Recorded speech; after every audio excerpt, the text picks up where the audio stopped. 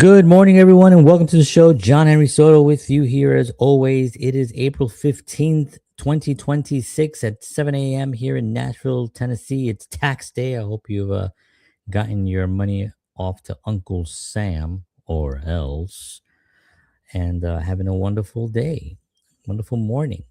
So we are here in Nashville, Tennessee, as always, and this is a live morning space for artists, filmmakers, musicians, and creators who are navigating the real world of making art. On this show, we talk about positivity, but not the fluffy kind. We talk about what actually stops artists from moving forward, the struggles we all face, and how to move through them with clarity and purpose. We'll also highlight the good things that are happening in the industry, share ideas, suggestions, and practical advice, and most importantly, have honest conversations. This is a live show, so if you're here, feel free to ask questions or join in. This is a place to reset and get grounded and start the day moving forward as an artist. And good morning, everyone. I hope you're all doing well out there. I tell you what, it's going to be a warm day today. It's going to be like mid 80s today here in Nashville, Tennessee. We're very excited about the uh, the summer is near, spring is here, and we're very excited, having a nice time down here in the South, and feeling good about things. Tell you what, how are you feeling out there? Let me know your thoughts. Today we're going to talk about no one is coming to save you, and I have to tell you that I I start realizing that more and more, like a little bit more all the time. Like it didn't hit me all at once, that you're basically responsible for everything that you're doing. And it's a very interesting idea when you really fully duplicate it and you really start realizing that pretty much everything, not pretty much, actually everything that happens to you is of your doing. You're responsible for it. God, I know it's hard. I know. But every single thing is your responsibility. And it becomes difficult to even have conversations with people because of that, because the person is responsible. I know I'm responsible, but yet when you're having these conversations where you hear someone blaming other things for things, they're blaming a person, they're blaming this, they're blaming that, and then and they're not where they want to be. It's a responsibility that they just haven't reached yet. They just have not reached that level, and it's okay. You acknowledge them. You can point out little things here and there and figure it out, but yeah, it's just not there yet. Wanted to real quickly before I get going here on reading what I'm reading and having this conversation with you all this morning, I want to let you know about George Batista's Q&A that's happening for Wellness Talk. It's his show. He does my show every Sunday night with me. He's my co-host there, and I will be his co-host on his show, which is coming up on April 22nd at 8 p.m. Eastern Standard Time. It's going to be live on YouTube and Rumble, and you can ask questions live and get George's responses. He's very knowledgeable on supplements and nutrition, and just, I mean, he's a wellness coach, licensed, and we're going to have a wonderful conversation about health. So if you have any questions, get them ready and join us on April 22nd at 8 p.m. Eastern Standard Time. All right, so no one is coming to save you. And that's not a tragedy, it's a turning point. In the arts, in relationship, in life, waiting for someone to discover you, fix you, or complete you is a slow way to give up control. The truth is, the moment you accept that responsibility is yours, everything shifts. You stop waiting for permission. You stop blaming circumstances. You start building. That's where real momentum begins. And I will say that while you're building this, whatever it is that it may be, you may be going in the wrong direction for a little bit and then adjust and start, navigating your way towards your goal. And not all the time you're going to be on the right track. You're going to have to make adjustments. You're going to have to be in present time to make those adjustments. But while you're doing it, and you're realizing more and more that you're on your own, you're going to get judged a lot. People are going to think that you should be doing something else. They're going to be saying, well, I don't know, having conversations behind your back with people. He should be doing this. I mean, I don't know why he's not doing this, and I don't know why he's not doing that. And maybe they have a point on some points. Maybe they have an understanding of something that maybe you don't have, but you do have something they don't have, and that is your true purpose, your true goal, where you want to go in life. That's just you. You're the only one who really knows it. And sometimes we're not fully honest on what that is. We suppress it because we don't want to be judged. We don't want to be judged harshly by family and friends. So we suppress that. And but you know what you want, young lady and young gentlemen and peoples of the world. You know what you want. You know exactly what you want. And when you're surrounded by individuals that are also um, chasing what they want, you have no problem. But if you have people that are sort of lost, they're going to grab onto you and try to shift you into what they need done or what they want. I spoke about a little bit about this yesterday as well. And a lot of these narratives kind of like bleed into one another because they're all one part of a goal of a structure of a narrative that's sustainable to trying to achieve what you want to achieve in life.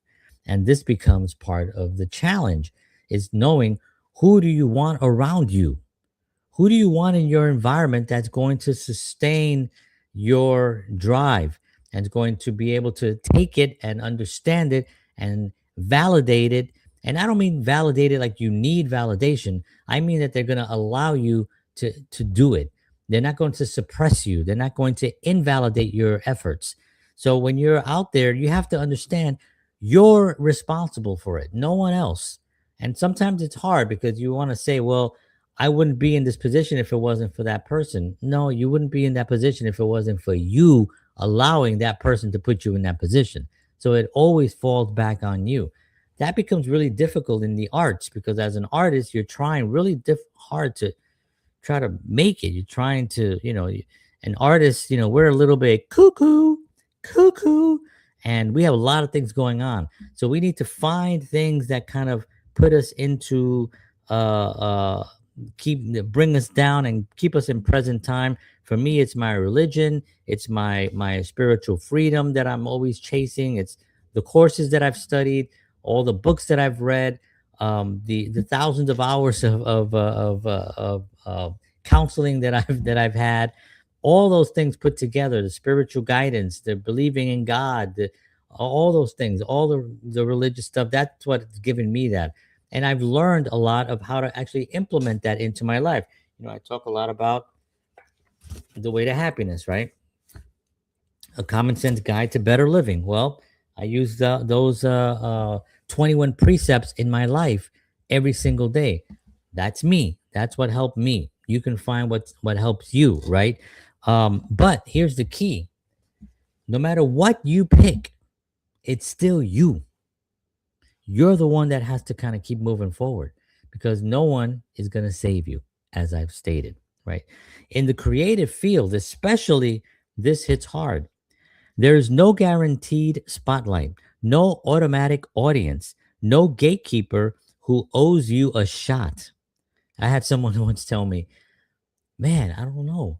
I mean, I've been doing it for a long time. I can sing, I can dance, I can act, I can do everything. I mean, this is my time. I deserve this. It's my time. I need this. It's like, where am I going to get this opportunity? And I always feel bad for those kinds of comments because it really just comes down like you just have to keep doing it, and you're not doing it for the reason. You're doing it because you're an artist, and artists do their art. That's the bottom line. No one can promise you anything, but just definitely one thing that can be promised is that if you don't do it, and if you don't have the right mindset and viewpoint, that's you could really not make it. You could really be going through your whole life just being angry at everybody else and not make it. And that's tragic, you know. You have to become your own engine. creating, learning, improving, and putting your work out there consistently. The artists who break through aren't always the most talented. They're the ones who refuse to sit still. They showed up when nobody was watching. They built something out of nothing, and they didn't wait for validation to begin. Here's another thing: we're living in an incredible technological environment today. I mean, you can build a website, you can get a domain name, you can go on all the free platforms and promote your work. You can go live on numerous platforms for pennies a day, literally. You don't have to, it doesn't cost a lot of money to do even what I'm doing right now.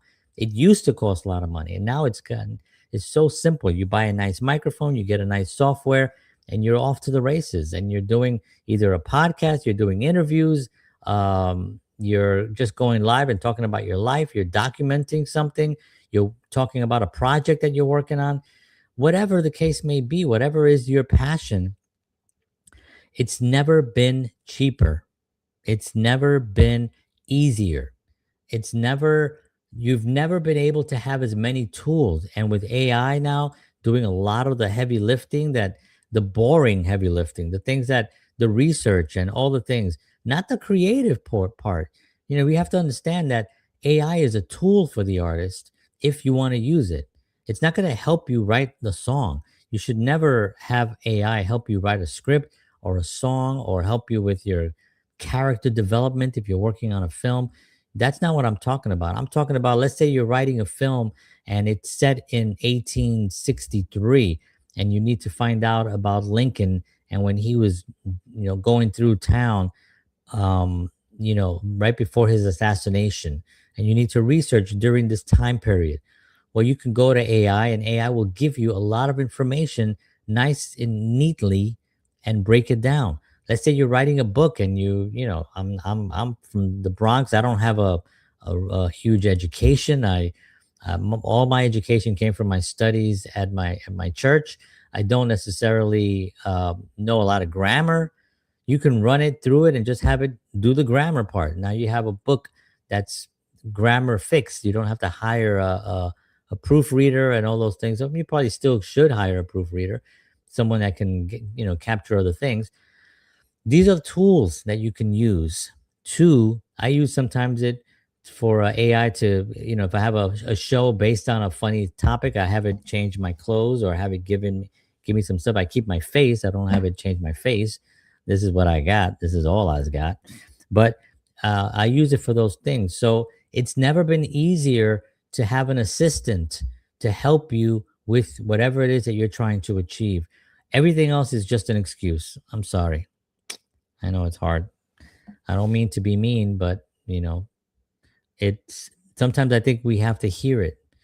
And it was hard for me. It wasn't really that long ago. I think in 2013, I'll just give you a brief overview. In 2013, I had a realization, a cognition that I had people around me that were suppressing me, suppressing my art, and I broke away from them immediately. Within like 2 weeks, I started pulling in positive things. In 2016, I became a real estate agent, and I started really working a lot harder on my studies, on my philosophies. My viewpoint started shifting, and a lot of social media started at that point as well. I started earlier than that, kind of learning, but it's when I really started getting in front of the camera much more. 2016, that was 10 years ago. And my son was born as well in 2016. And so I began to kind of start learning. And in 2019, I was able to open up my first video production company, which was called JAF Project in Bayonne, New Jersey, with my business partner, Frank Maglio, and had a great time with him. We did really, we had a lot of fun. We did a lot of projects there. I think we did 3 films that we did out of there. A lot of interviews that I've done in there, a lot of social media content, a lot of things. And it was about a year. It was really tough. And then 2020 came, the world stopped doing stuff. And that kind of ended that video production. And then I moved to Nashville in 2021. The following year, I moved to Nashville. And then I've been here ever since. And then 2023, 2024, I started JHS Talent Management, and I signed one artist, and this is where we are, 2026. So it's not like this huge, it almost feels like it's boom boom boom, but there's been a lot of work and there's been a lot of time within there. But man, I tell you, it feels like it was just I fell asleep one day and here I am 10 years with much more experience and much more awareness and direction. My purpose is much higher now. I have a much deeper purpose, and it's become just a wonderful place to live and to be right now. Um, Now, when you're building something, the same thing applies. Not just to your career, but it applies to relationships, personal growth, and no one can rescue from your habits, your doubts, and your past. Right?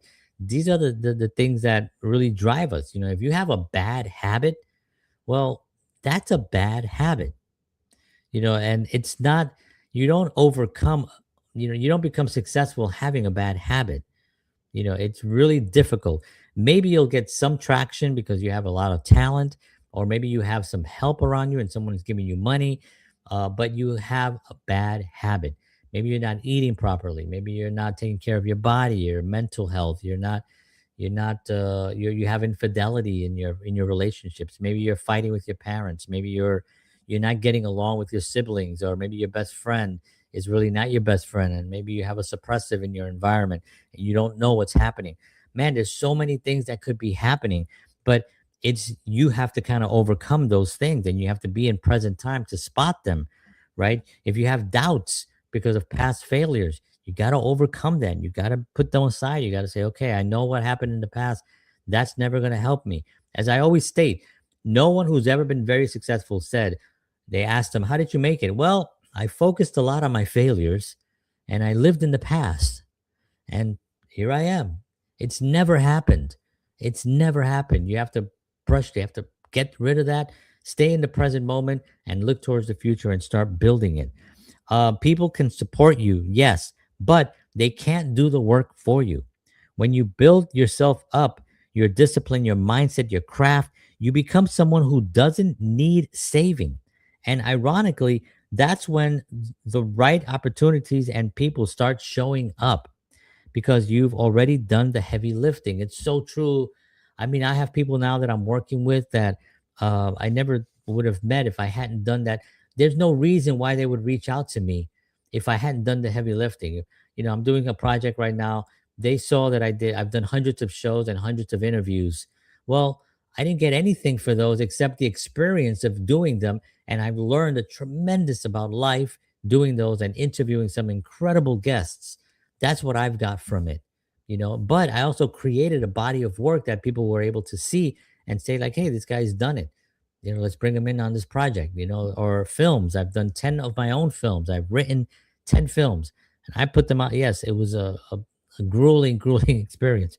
Um, I wrote them, I cast them, I shot them, I did most of the editing for a lot of them. And I have those out there. People can see them, people can understand that I've done this on my own. They're not the greatest, work, but they are, in my opinion, I think they show a narrative of being able to hold a narrative together and being able to tell a story. That's what the job is, right? Of a director and of a writer and of an actor. So I did all that heavy lifting. And it didn't cost me a lot of money to do that either. It was a really great experience, and it was tough, but it was also fun as I was doing it. So here are 5 things that you can do to save yourself. Save yourself. Number one, create daily, no excuses. You have to create something every day. I do this show every day. I work out every day, which is a create on just getting better as well. I go live on other platforms. Um, I'm constantly writing. I'm doing something every day.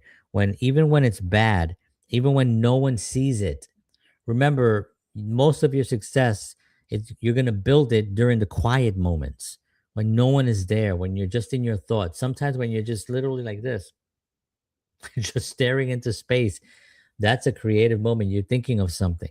Those moments, no one sees them. but they're really important. Then do it. So you have to try to do that daily. Number two, build your own platform.